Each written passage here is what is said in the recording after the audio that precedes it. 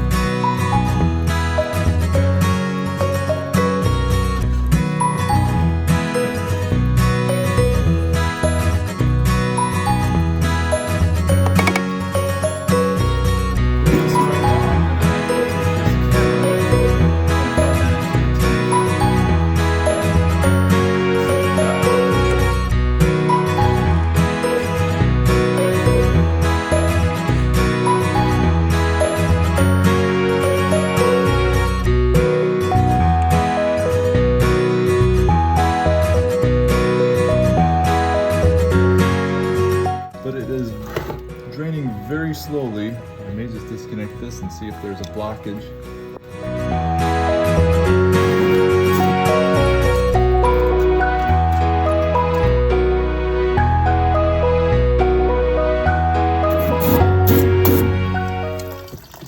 That helps. Okay, so right now it looks like we're gonna get a new fuel filter. This fuel filter was filled with crud, and we're gonna get some spark plugs and plug wires. And I think the tank only had a little bit of debris in it, so I'm pretty sure we're gonna just keep it as it is for now, just to get it running, and then we'll start, once we get it running, we'll start working on the brakes. I've got a 12 pack of these fuel filters. Just gonna use this in its place until we figure out there's no more crud in the tank. So this is a temporary fix.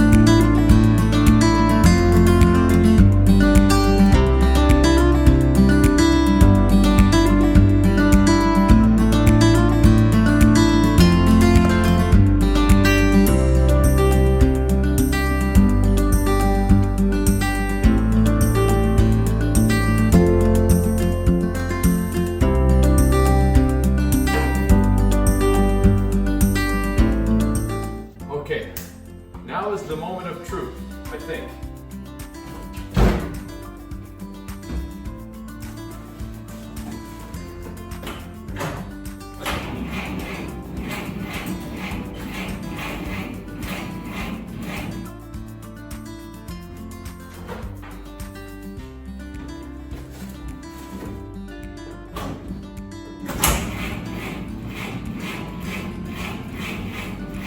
Doesn't seem to be wanting to start. Here's what's happening here.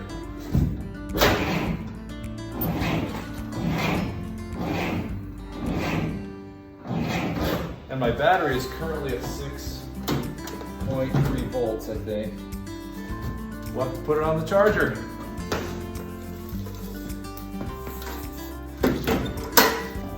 The battery box is located right below the driver's feet here, in front of the pedals. And it's a positive ground, so we'll get this hooked up and give it a little bit of time.